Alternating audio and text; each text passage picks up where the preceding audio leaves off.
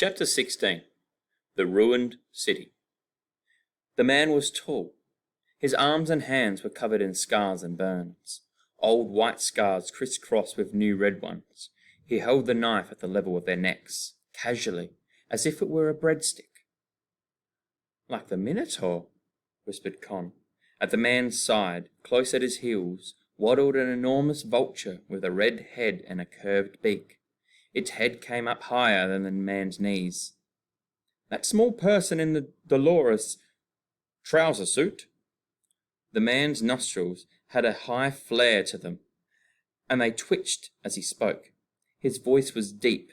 His accent, Fred thought, belonged among good tailoring and fast motor cars. What's wrong with him? There was silence, except for Max's sobs. "Well," said the man. He twirled the knife in his fingers. The tip of his thumb was missing. "He's crying," said Fred. "Why? He sounds like a dying screech owl, like a lion blowing on a ship's whistle." Fred's heart was red hot and beating double time. He was surprised that his voice sounded so almost calm. "He's 5. "That's not a reason." "You're pointing a knife at his head," said Lila. "That's not a good reason." But he lowered the knife. The man stepped closer into a patch of green sun, and they could see him more clearly. His dress was exquisite, but smelt pungent. His trousers, Fred saw, were quite ordinary, green khaki, worn through at the knee, and spotlessly clean, but that, among with a white shirt torn off at the elbow and patched with coconut fibre, was the only thing about him that was normal. His shoes were made from what looked like alligator skin, with very thin vines for shoelaces. A jacket, sewn neatly from black furs, hung over his shoulders. The buttons were caiman teeth. He wore leather cuffs on each wrist and a signet ring on his little finger. From a distance, he might have been on his way to a country house party. Up close, he looks as though he had reconstructed a prime minister from once living things. Con swallowed. She spoke in a whisper. "Is it just me? Or do you look like the kind of person who won't definitely not kill you?" Her eyes were stretched open and her skin was taut over the bones in her face. Fred's entire body had gone rigid, spine and shoulders and knees frozen, but he managed to nod his head half a centimetre. He spoke out of the corner of his mouth. "Not just you." The man took another step towards them. His right leg swung slightly out to the side as he moved. Fred noticed for the first time that his right foot was strapped with 3 slim, highly polished pieces of wood. Despite the limp and the scars and the stubble, the animal Fred thought of was a panther, something with strong jaws and sharp manners. "Who are you?" said the man. None of the children answered. They looked at each other. Nobody wanted to be the first to speak. "How did you get here?" asked the man impatiently. Fred tried to take a deep breath. "Our plane crashed," he said, "and the pilot died. And we followed a map." He put his hands in his pockets, attempting to look nonchalant, while trying to find something he could fight with if he needed to. He could feel only a handful of squashed acacia berries, which would not be very deadly in a battle. "Show me." Fred handed him the scrap of bark, fumbling in his back pocket, his fingers suddenly uncooperative and clumsy. The man glanced at it. "Who drew this?" Silently, Con raised her hand. "Based on what?" Con shook her head so that her hair fell in a protective wave across her face. "Well?" said the man.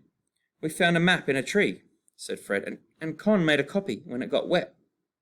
The man screwed up the bark in his hand. "Please," said Lila, "don't be angry. All we wanted to do was get home."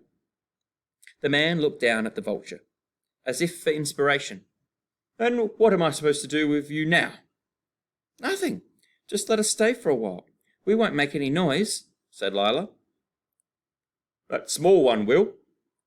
Max felt the man's gaze fall on him, and he began to cry again. The man let out a sound that somewhere between a sigh and a growl. Lila picked Max up. "Sorry." Her voice wavered, and Backer caught the fear from her skin and let out a mew like a cat. "He's only 5, she whispered. "You all keep saying that if it's an explanation. Should I like him simply because he's small? I do not like undercooked food. Children are just undercooked adults." Con's lip began to quiver. Fred looked at her, surprised, but he moved his shoe half an inch so that their feet touched. The man looked at them, ranged in a line in front of him, shaking with nerves and expectation. He sighed. "Are you thirsty?" he asked. "Yes," said Fred. "Very," said Lila. "Very, very," said Max. He sniffed tearfully and wiped a great wedge of snot on his wrist.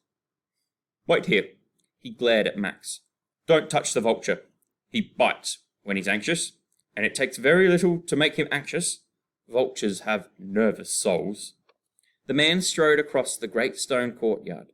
He stopped at a tree trunk, a stump of wood as wide as a well, and lifted a slab of stone off its top. Fred shielded his eyes and stared. The tree trunk had been hollowed out and was full of water. The man dipped a large green bowl into the water and stomped back to them. "Here." He thrust the bowl at Fred. The ring on the man's finger was gold, Fred saw. It was bone, coated in flakes of iridescent snake scale. Fred looked at the bowl in his hands. It was made from an explorer's pith helmet. The brim of the hat bent into a lip. Fred sniffed it. The man raised his eyebrows. "I assure you it's perfectly clean," he said. Fred took a gulp. Thankfully it didn't taste of hair, only a little of wood, birds, and the rainforest. He drank deeply and passed it to Lila, who handed it to Max, who dunked his whole head in the hat. The man waited until all 4 had drunk. Then he took back the bowl and offered it to the vulture. As the vulture drank, the man rested his hand on the bird's head and stroked its wattle with his thumb. Its face was tense. "What is it you want?" he said. The children looked at each other. "We want you to help us get home," said Lila. She spoke very quietly, so quietly he had to bend down to hear. "And why should I?" "I can't look after Max much longer. He has allergies and nightmares. I don't know what I can dress him with if he keeps ripping holes in his clothes. Please help us." As she spoke, the vulture waddled away from the man's side and headed straight for Max, who was hiccuping and sniffing. A line of snot dripped from his nose onto his ankle. The vulture dipped its beak to Max's feet and pecked at the snot. Then it wedged its nose into the side of Max's shoe and breathed in deeply through the hole in its beak. "What's he doing?" said Max. His eyes were dilated with fear, wide and round as pennies. But he reached down and touched the bald head of the vulture. It snapped its beak. Max snatched his hand back, then, more confidently, returned it to the vulture's head. It let out a guttural croak, which sounded almost like purring. Then Max looked up, smiling at the man. "He's mine now," he said. The man looked from Max to the vulture and back at Fred and Lila and Con. His face was emotionless, but his eyes were not. "I shouldn't trust the instincts of that bird," he said. "It probably just thinks the boy smells like meat. But, all right, come with me." He led them down the stone boulevard. There was a cascade of questions tumbling through Fred's head. Who was the man? How had he got there? Would he help them? But something in the man's walk did not encourage conversation. The canopy was so thick overhead that the light filtered a succulent green down onto their path. The man led them to a place where blocks of stone and mud had been stacked to make 3 sides of a storeroom. It was empty but for the shocking blue and green flowers which grew in the cracks. Vines crisscrossed over the top, forming a roof of sorts. "Here," said the man. "You can sleep here." "Who's built this? Did you?" "No," he said shortly. "I did not." He looked at the stone floor. "I might make you some reed sleeping mats tonight, if I have time. The vines will shelter you if there's any rain. More or less." "Thank you," said Fred. Con still hadn't spoken, but she nodded in thanks. But beyond the statues, that curtain of lianas, you see? He pointed. Fred followed his hand and saw at the far end of the city square, falling from the wall behind the statues, a great swath of tangling creepers. They nodded. You don't go anywhere near there. Do you understand? That is my private space. Con tried to speak, but only a strangled burr came out. You understand? Said Lila. I mean it. Keep your word, or I'll cut off your ears and give them to the vulture to wear as a hat. Don't! Wailed Max. He put his hands over his ears. I don't like him. Shh, Max, said Lila. He doesn't mean it. Fred looked at the man. He was fairly sure Lila was right, but it seemed risky to assume of a man who used teeth for buttons that he was joking. Max tugged at the man's trousers. What time do we eat? The man looked down at him, baffled. Whatever you want. Oh, but we mean whenever suits you, said Con. Her voice was croaky, but she looked relieved that it had started working again. You eat whenever you catch and cook something. That's usually how it works. Unless you don't catch anything. But don't you... You're the adult. I'm an adult. Certainly. Look, there are berries. There may be some bananas on the top of the trees in the west corner. If they weren't eaten by monkeys in the night. And you can hunt. But, said Con, you're the grown-up. Her voice had truly come back now, and she scowled. Grown-ups cook for children. Those are the rules. That's how it's always been done. The man seemed to be losing patience. My dear, he crouched in front of her, dangerously close. Which aspect of this? He waved his hands at the stone pillars, at his scaly shoes, at the vulture. Makes you think I would care how things have always been done. But that isn't how it works in the real world. This is the real world. He thumped his knuckles on the stone floor. This? Here? The real world is where you feel most real. But who are... said Fred. But please, said Lila. Don't you... said Con. All three reached out, as if to grab him. Good Lord, said the man. It's like watching a dog eat a bee. You have 6 hands between you. Or 8, if you count the small one trying to eat a dragonfly. Max, said Lila. Stop that. Do you at least have knives? The man asked. We have one between us, said Fred. We found it. Didn't seem like the right moment to explain that. Technically, the knife almost certainly belonged to this tall, dark, unexpectedly dressed stranger. He might demand they give it back. The man sighed. I'll give you each a flint. Then you can hunt, at least. He crossed to another stump of tree trunk, lifted a small boulder off its top, and fished out something from the hollow space within. Here, they're already sharpened. He handed them each a stone, expertly chiselled to the size of a large arrowhead. Fred tested the edge with his thumb. It bit into his skin, and a drop of blood ballooned out. The man raised his eyebrows.